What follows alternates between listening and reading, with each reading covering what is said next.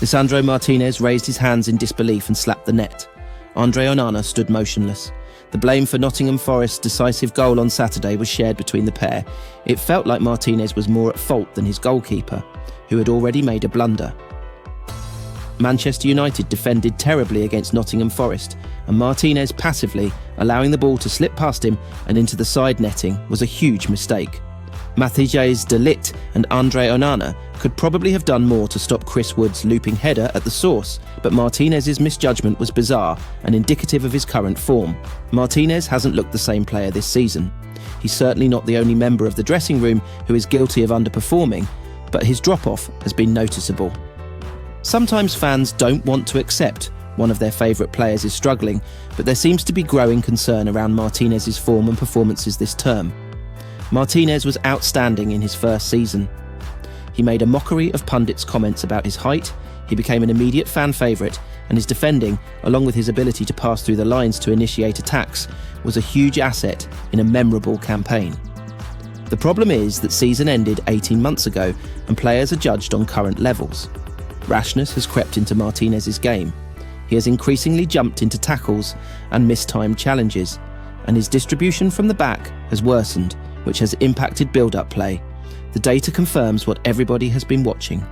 When comparing this season to 2022-23, Martinez averages 2 fewer long passes attempted per 90 minutes and averages more sideways and backwards passes, which shows he's not being as brave when in possession of the ball. Put simply, Martinez's passing isn't as good. The 26-year-old is also not as adventurous, and when you combine that with some of his defending, it paints a picture of an out-of-form player.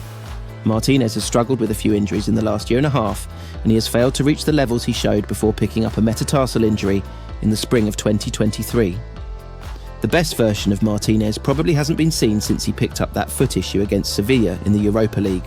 There have still been some strong performances from Martinez along the way, but he set a high benchmark in his first year and will be judged against that. United are 13th in the Premier League and are collectively underperforming. There are issues for Ruben Amorim to address, but he needs his most talented players to get back to their best. Martinez is one of the finest defenders in the league when he's at his best, and hopefully he can get back to his previous levels ahead of a challenging, busy winter schedule. United are set to play Manchester City, Tottenham, Newcastle, Liverpool and Arsenal in the next month, and it would make Amorim's life a lot easier if Martinez can start to perform again. Although Martinez is still adored by supporters, you can't live off the success of one season, and he needs to remind critics why fans created a banner for him after just a few months. The butcher needs to sharpen his blade and get back to his best sooner rather than later.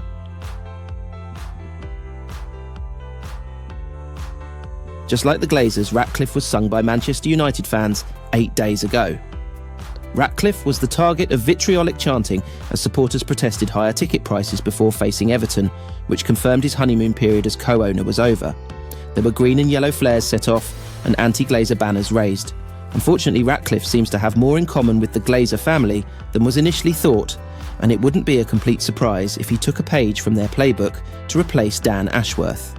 United waited 4 months for Ashworth to begin work at Old Trafford because he had to serve a period of gardening leave, but he spent just 5 months as the club's sporting director.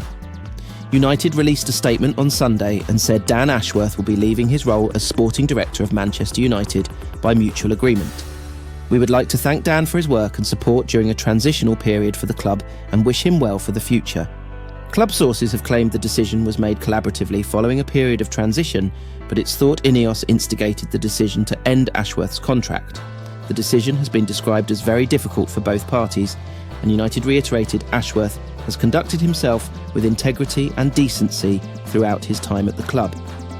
Ratcliffe is believed to be recording fly-on-the-wall footage at United with a view to releasing a documentary on the club's rebuild down the line, and it should make for compelling viewing if the circumstances that led to Ashworth's departure are ever brought to light on screen.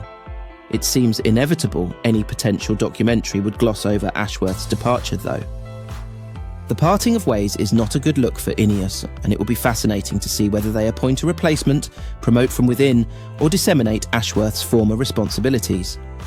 A club source was mute when the search for a successor was mentioned on Sunday morning, and making the correct decision this time after botching Ashworth's appointment is crucial. So who are the names to be aware of?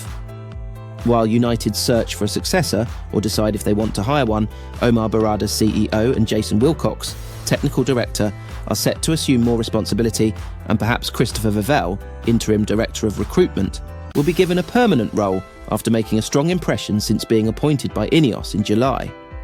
Former Chelsea technical director Vivell has a contract until February and will remain in his role until then, with the possibility he then takes up the position on a permanent basis. Ashworth's responsibilities could be absorbed by Barada, Wilcox and Vivell, but it seems more likely a permanent successor will be appointed given Ratcliffe's best in-class mantra. If Ratcliffe promoted someone from within the club or made staff absorb responsibilities, that would be cost-effective and very Glazer-esque. The Glazers promoted Ed Woodward and subsequently Richard Arnold to powerful positions, and they favoured staff they knew. It would be a huge red flag if Ratcliffe adopted the same approach.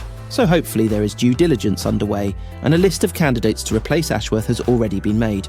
Paul Mitchell, who is from Greater Manchester, was linked to the job before joining Newcastle, and Dougie Freedman is the bookmaker's favourite.